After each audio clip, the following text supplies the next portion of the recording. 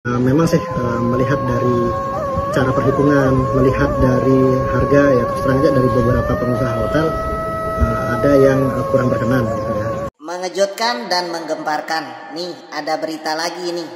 Lagi-lagi dan lagi KP beralih putar suara burung. LMKN suara alam tetap harus bayar royalti. Nah, di Indonesia ini semakin hari semakin gak jelas peraturannya. Dengar musik harus bayar royalti, dengar lagu harus bayar royalti. Nah, ini yang paling aneh sekali nih. Dengar suara burung harus bayar royalti. Nah, bagaimana pendapat netizen? Sementara banyak masyarakat yang mengatakan kalau seperti ini terus bisa-bisa orang dengar ajan atau orang ajan bisa bayar royalti. Bagaimana pendapat netizen di sini? Coba komen dan komentar. Lagi baca berita ya kan muncul nih ya. Timnas Indonesia diminta bayar royalti lagu Tanah Airku. Timnas Indonesia. Timnas. Nasnya ini kan nasional. Bayangin aja Indonesia ini lagi tanding ya kan ngelawan, ada kata ngelawan Filipina lah. Kata menang Indonesia. Nyanyikan perayaan tuh. Indonesia tanah bayar. Makin kesini tuh makin aduh nggak ngerti sama negara kita ya kan. Nyanyi lagu Tanah Airku. Timnas, tim nasional Indonesia bayar. Wes sisan wae, napas di Indonesia bayar. Kamu bayar royalti, jangan putar musik. Pertanyaan saya kok sekarang tiba-tiba baru muncul. Padahal ini udah berlangsung lama. Guys, kalian udah nonton podcast Bapak ini? Coba yang belum nonton, kalian tonton podcast Bapak ini. Yang bilang sekarang pengusaha itu dibebankan dengan masalah royalti. Dan kalau memang pengusahanya nggak mau terbebani, jangan setel musik, jangan putar musik. Setel musik luar negeri juga ada royaltinya. Ya betul, maksud gua, Pak, kenapa kayak ngedendam banget gitu sama pengusaha, Pak? Menciptakan lapangan pekerjaan nggak bisa, memberikan lapangan pekerjaan nggak bisa. Giliran masyarakatnya udah mandiri menciptakan, membuat lapangan pekerjaan sendiri, malah dipepet terus. Seakan-akan di-push terus, seakan-akan dipepet terus. Walaupun ya dengan alasan untuk membantu pencipta lagu ya, gue juga nggak mau menyalahkan atau gue nggak mau bilang gue nggak dukung pencipta lagu. Gue dukung pencipta lagu, gue juga penikmat musik juga. Tapi maksud gue ya, pertama, orang yang datang menurut gue ya, orang yang datang ke tempat, kita ambil contoh pengusaha kafe atau gacoan yang kemarin lagi rame, dia kena denda sampai 2,2 miliar kalau gue nggak salah. Terus pengusaha hotel di Bandung, dia dapat surat, dia kena denda royalti. Maksud gue, orang yang datang ke gacoan itu bukan untuk dengar musik, Pak. Orang yang datang ke kafe itu tidak untuk mendengarkan musik. Orang yang datang ke hotel itu untuk nginap, bukan untuk mendengarkan musik. Jadi menurut gue gak ada kepentingan komersil di sana sebenarnya. Menurut gue ya, ini pendapat gue. Setel lagu di sana itu tidak ada kepentingan untuk komersil menurut gue. Terkecuali lagunya dinyanyikan secara langsung, di cover oleh orang secara langsung, itu beda lagi. Tapi kalau untuk di setel menurut gue itu berlebihan gak sih? Kalau dibilang secara komersil diputar di tempat usaha, orang datang ke kafe itu bukan untuk dengerin musik. Menurut gue ini bisa jadi bumerang gak sih? Bisa jadi bumerang buat si pencipta lagu itu sendiri di masa yang akan datang.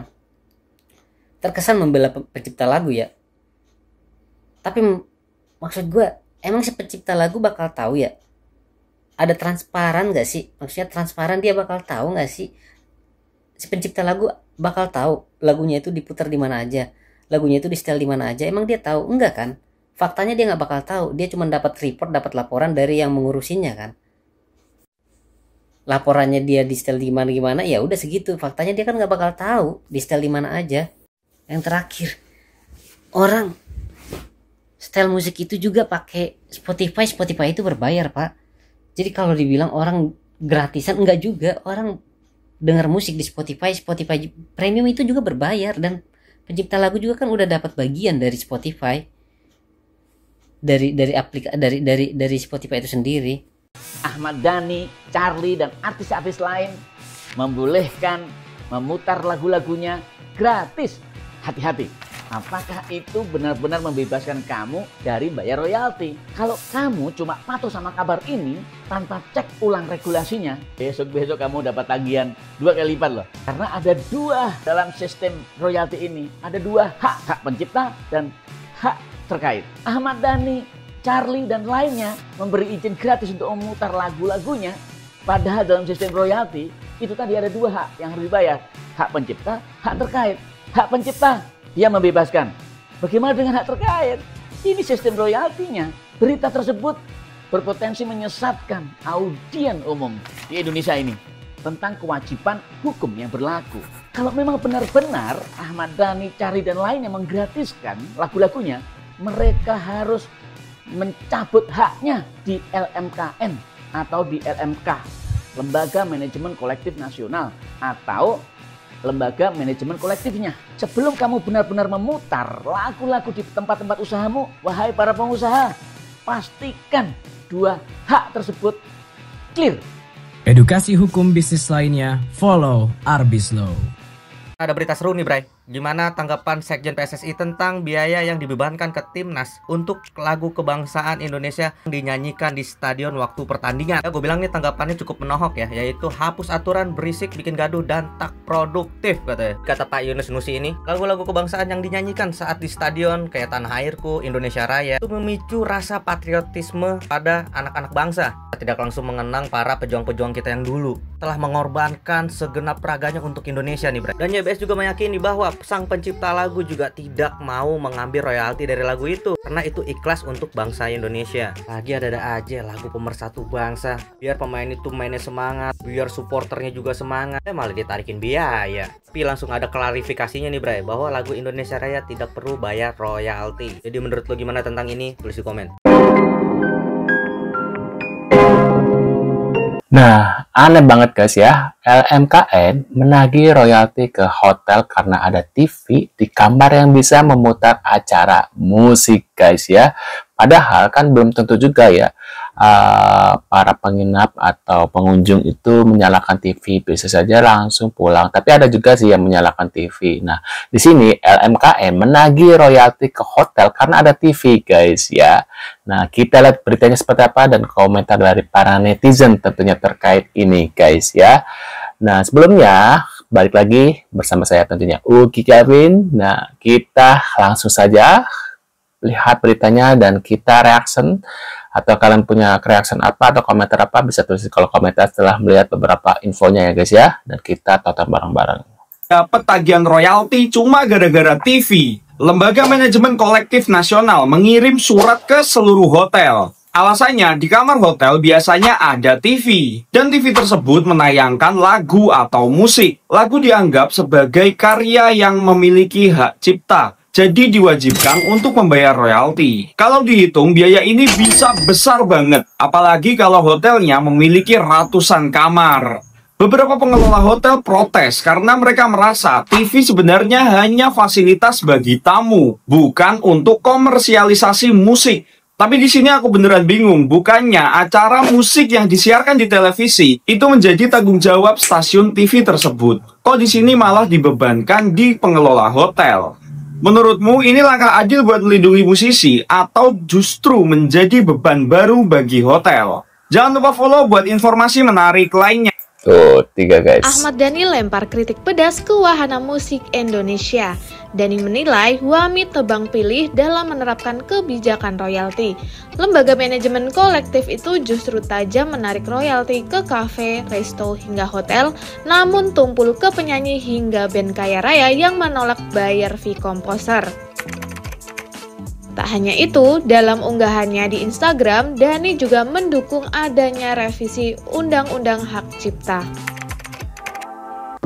Waduh guys, ini kita lihat lagi. Ada berita seru nih, Bray. Gimana tanggapan Sekjen PSSI tentang biaya yang dibebankan ke Timnas untuk lagu kebangsaan Indonesia yang dinyanyikan di stadion waktu pertandingan? Gue bilang nih tanggapannya cukup menohok ya, yaitu hapus aturan berisik, bikin gaduh, dan tak produktif katanya. Kata Pak Yunus Nusi ini, lagu-lagu kebangsaan yang dinyanyikan saat di stadion kayak Tanah Airku, Indonesia Raya itu memicu rasa patriotisme pada anak-anak bangsa. Tidak langsung mengenang para pejuang-pejuang kita yang dulu telah mengorbankan segenap raganya untuk Indonesia nih, Bray. Dan YBS juga meyakini bahwa sang pencipta lagu juga tidak mau mengambil royalti dari lagu itu, karena itu ikhlas untuk bangsa Indonesia. Lagi ada aja lagu pemersatu bangsa, biar pemain itu mainnya semangat, biar supporternya juga semangat, malah ditarikin biaya. Bener ya.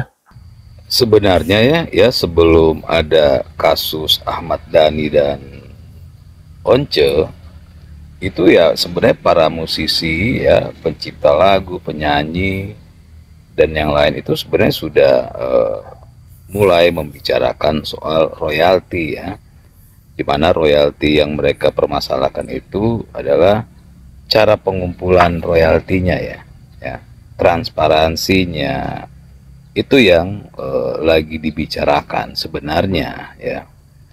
Makanya awal-awal itu pun ya saya sudah memberikan usulan agar supaya pembenahan cara collectingnya ya menggunakan teknologi. Nah, kalau kalian sekarang ngelihat misalnya Ahmad Dhani dan yang lain bicara bahwa cara pengumpulan royaltinya harus menggunakan teknologi, yaitu dapat dipastikan copy paste dari apa yang saya sampaikan gitu. Dan apa yang saya sampaikan sudah ada di media kan, bisa dilihat lah jejak digitalnya. Nah, ketika